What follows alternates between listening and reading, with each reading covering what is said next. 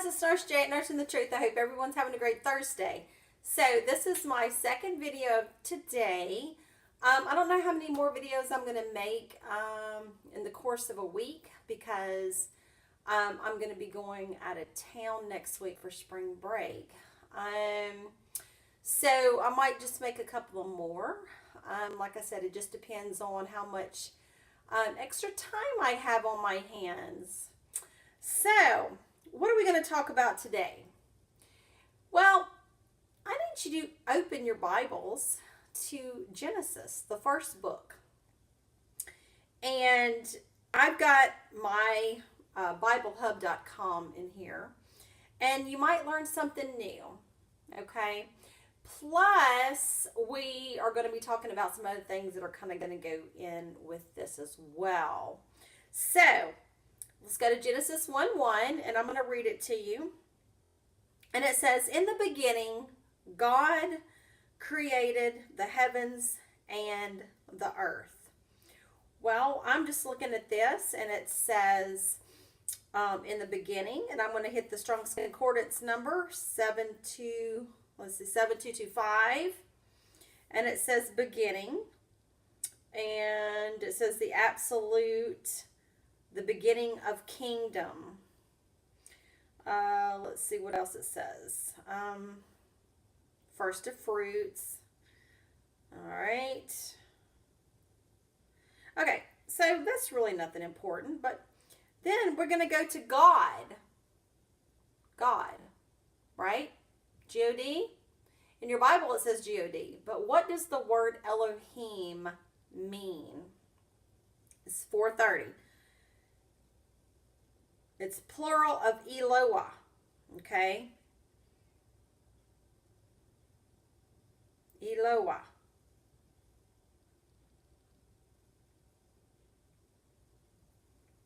Okay, God used in ancient poems.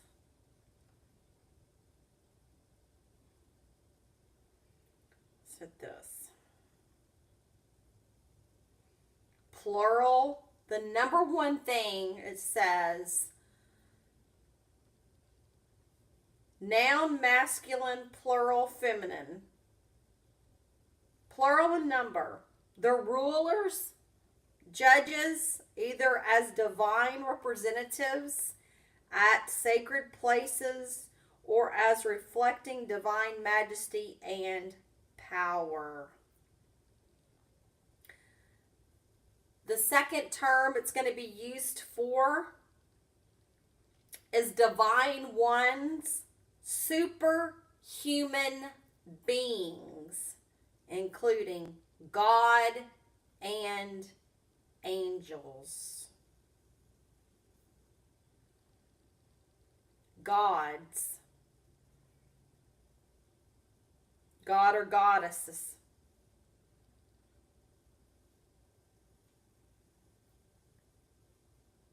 Okay, so Elohim is plural. So now we can read it in a better sense. In the beginning, the gods, G-O-D-S, in the beginning, the gods created the heavens,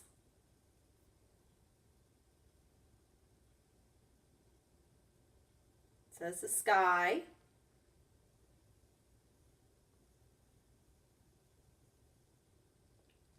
a visible heaven, a sky where the stars are,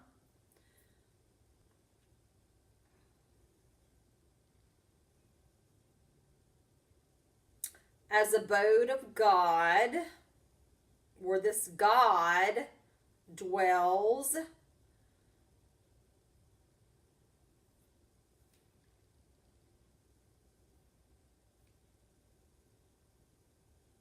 Okay. And the earth. It's land. An earth, a whole earth. Country, a territory or land, earth, inhabitants of earth.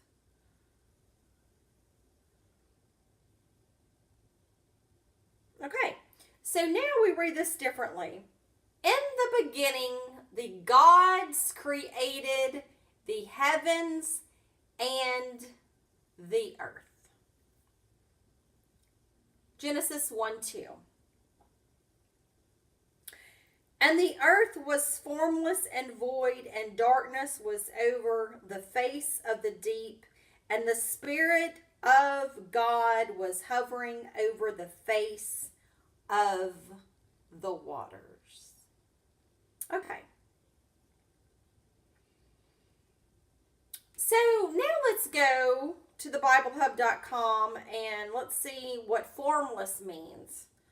Formless, the word means tohu, and it is going to be Strong Concordance number 8414. That means formlessness, confusion, chaos, unreality, and emptiness. Chaos, confusion, desolation, emptiness, empty space. Formless, waste, a waste place. Formlessness of primeval earth, chaos, empty. A desolation, from an unused root meaning to lie waste, a desolation of surface. Example, desert. Figuratively, a worthless thing, in vain, confusion, empty, place, vanity, waste. Okay. In Isaiah and Jeremiah, it talks about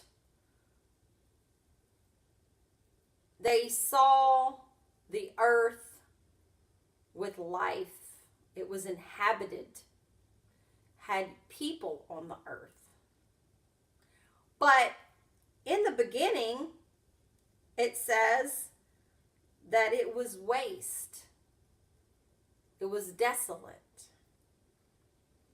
and void. Let's see what void means. Empty, emptiness. Line of wasteness and the stones of emptiness.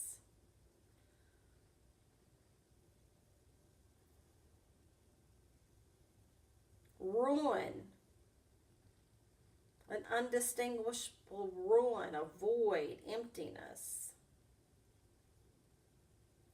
So, in Isaiah and Jeremiah, they said in the beginning they saw that the earth was inhabited. But in the beginning, it was formless, it was chaotic. It had nothing in it. And the Spirit, the breath, the wind, and the Spirit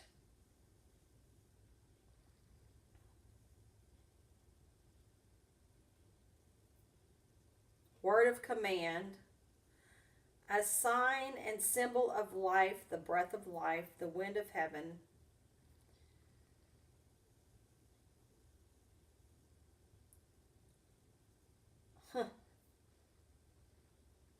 And the earth was formless and void, and darkness was over the face of the deep. And the Spirit of the gods was hovering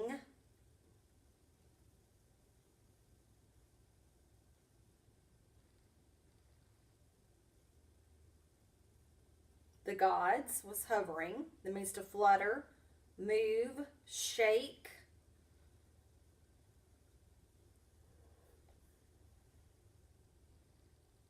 Over the face.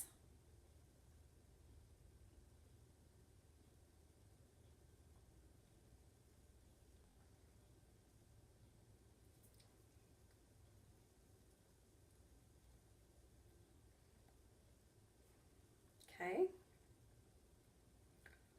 Of the waters. Of the waters. 4325 Mayim. The number one thing is it could mean a water of a spring or from a well. But people, as usual, number two, of the River Nile. You see, there's a two catch fold situation in this presentation. The first is, if Jeremiah/Isaiah say that the earth was full, it was inhabited, it had creatures and birds and men and women and children in it,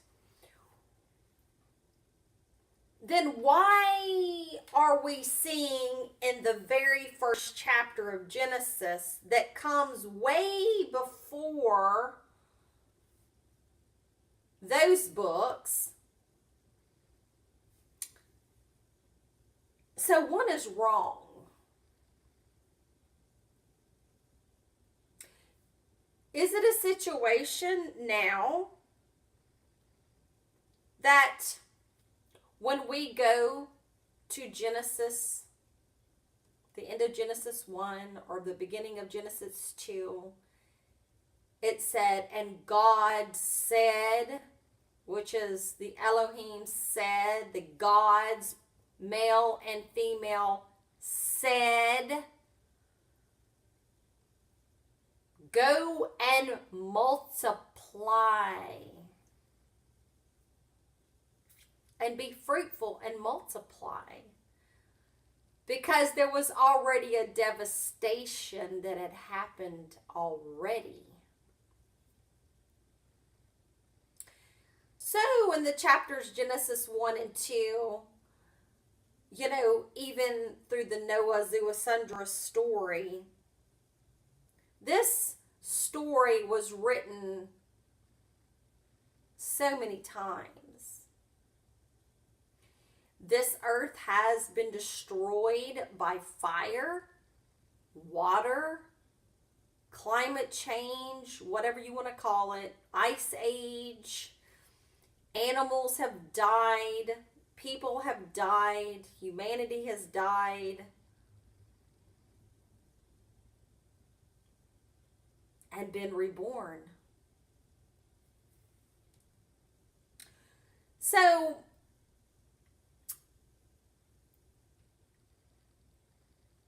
if in Genesis 1:1, and it says that the earth was formless and without void, but then they say that it was filled, then it was a situation now what humans were told this Adam and Eve story.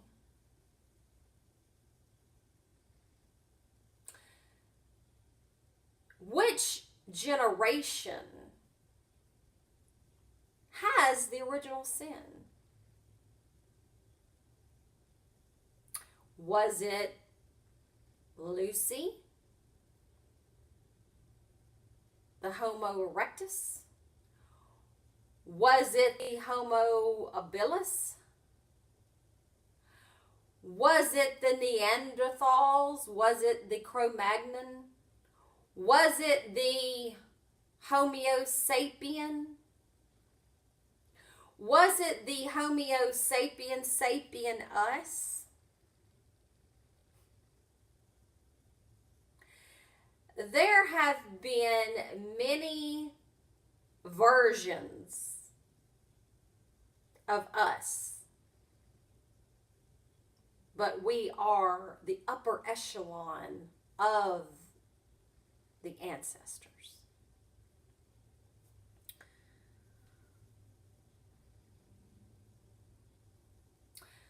I do believe that because we are more critical thinkers,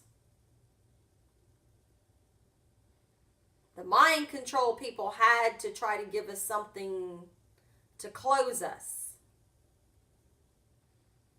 Because, see, Lucy, 400,000 years ago approximately, the Lulu worker,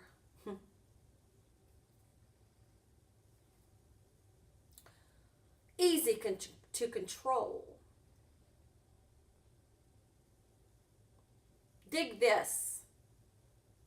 Put that there. Don't stop. Those kind of things. But because we now have a little bit more of a DNA code,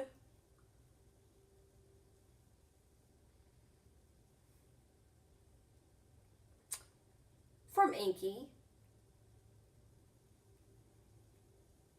and some of you out there might have a DNA code from other life star systems, Pleiadians.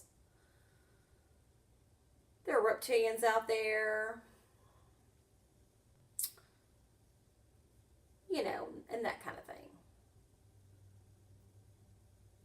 So,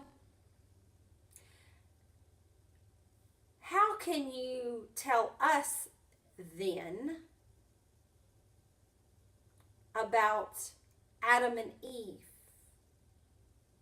Because if that was the case, Adam and Eve would have died with us. See, you've got to do more critical thinking.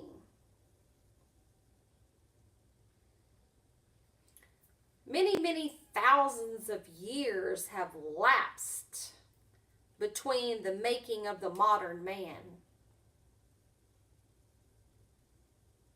This earth cycle goes every 26,000 so on years. And then there's a cataclysm. The yugas. And I did a video on that. Who's going to usher in the Sata Yugas? Is it going to be the Hindu gods or Jesus? So, therefore, let's don't get so upset, people, about this Adam and Eve story, about original sin.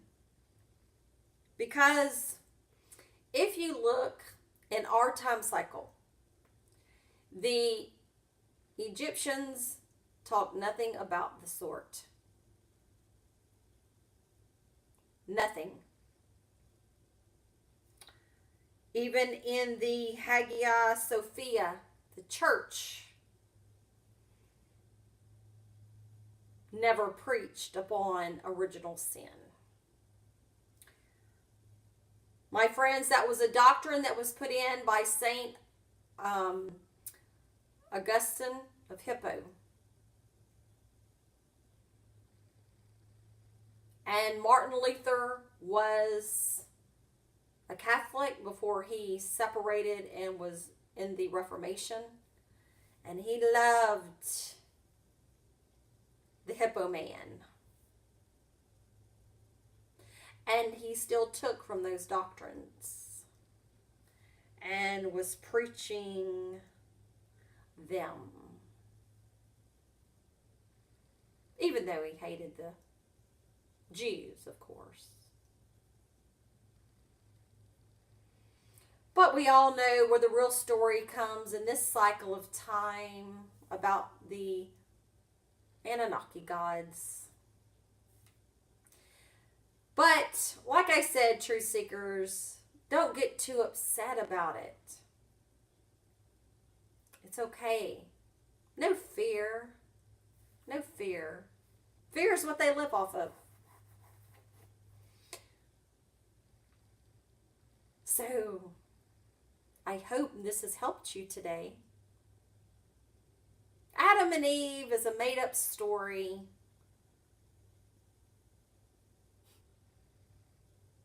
From other things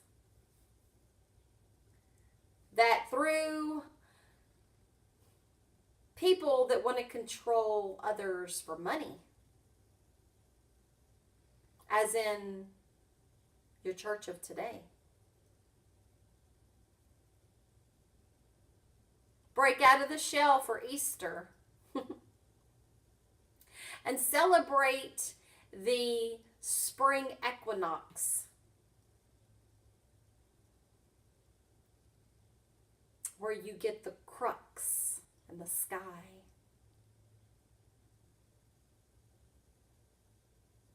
Or why don't you look at as Ishtar, Easter, how she came from the underworld, how she went to go to Dumuzi, her husband. Until next time, guys, Hotep and Ashe. And I'm here to tell you it's going to be okay. For my new subscribers, I've been commenting back and forth, and you know who you are. It feels good to be free. It feels good to laugh at ignorance. But I still like to give a nugget here and there or among the ignorant. And each chance that I get, whether it's at a store or the mall or just at a restaurant, I'm always being a smartass one way or the other. But Nurse J does know how to trim the edges, though. So don't worry, guys. Be free this Easter. Let this be the last time you step into a church house. Let this be the last time you step into Xerxes' house, riding on top and holding a cup of blood of abominations. Do your research on it. So, guys, have a wonderful day. Comment, share, like, subscribe. Tell your friends and family about me. Until then, always keep your mind open. And when you search for the truth and you find the truth and you know it is the truth, then let the truth, and it will and it shall set you free. Goodbye, guys.